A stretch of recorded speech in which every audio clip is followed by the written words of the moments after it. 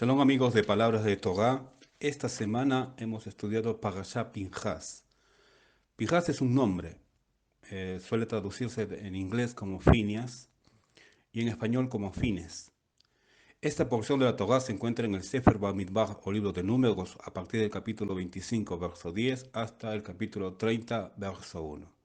Y yo quiero hablar lo que está escrito en el capítulo 27 de los versos 1 al 5, que es el caso de las hijas de Zelofejad.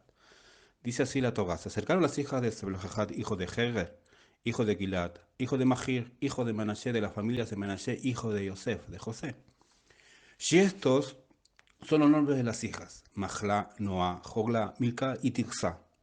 Y se pararon delante de Moshe y delante de Elazar el Cohen, el sacerdote, así como delante de los líderes y de toda la asamblea a la entrada de la tienda de la cita, es decir, del tabernáculo, para decir lo siguiente: nuestro padre murió en el desierto, y él no estuvo entre la asamblea que se reunió contra el Eterno en la asamblea de Korah, de Coré, si recuerdan, hace dos parashot atrás, la rebelión de Coré, sino que por su propio pecado murió, sin haber tenido hijos.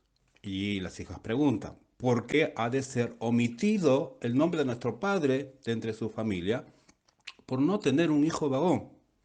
Danos posesión en medio de los hermanos de nuestros padres. Y Moshe presentó el juicio de ellas delante del Eterno.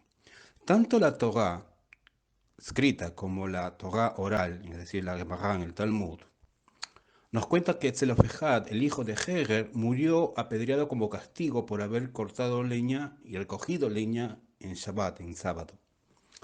Este castigo por la profanación del Shabbat tuvo como meta despertar el temor al cielo dentro del pueblo de Israel. Es decir, si recordamos en aquella parashá Shelach Lecha, Hashem había decretado que toda la generación, entre 20 y 60, porque se quejaron los espías, y el pueblo también lloró, pensaron ellos: bueno, el pueblo no va a entrar a la tierra de Israel, los varones sobre todo, las mujeres y los niños sí entraron. Entonces ellos dijeron: entonces, ¿qué sentido tiene guardar las mitzvot, los mandamientos de la Torah, si al fin y al cabo no vamos a entrar? Entonces esto no tiene sentido seguir cumpliendo con las mitzvot.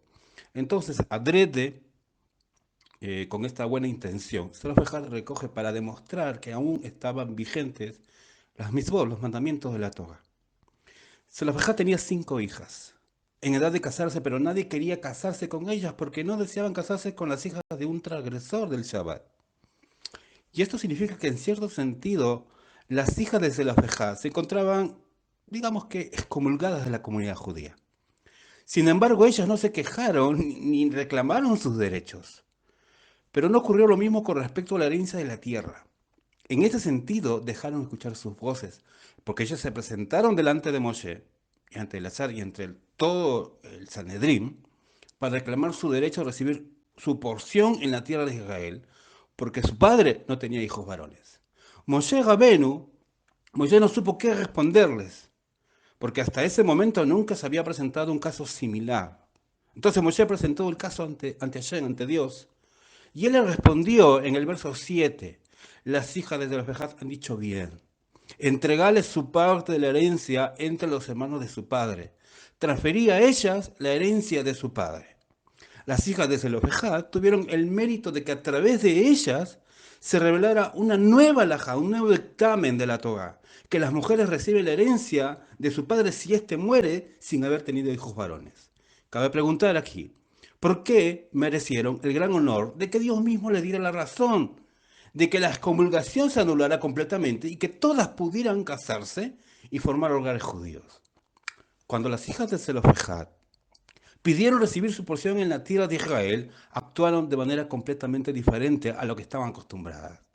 Normalmente ellos actuaban con extremo recato, cuidándose de no resaltar en ningún sentido, tal como lo expresa el versículo en el libro de los Salmos 45 en el verso 14. Todo el honor de la hija del rey está dentro del palacio. Pero ellas juntaron coraje y actuaron de una manera fuera de lo común al presentarse ante Moshe. Y con esta actitud mostraron cuán importante era para ellas las tierras de Israel. Dado que el honor finalmente siempre llega a quien le corresponde, ellas tuvieron el mérito de que Dios mismo les diera la razón y que el pueblo de Israel quisiera casarse con ellas.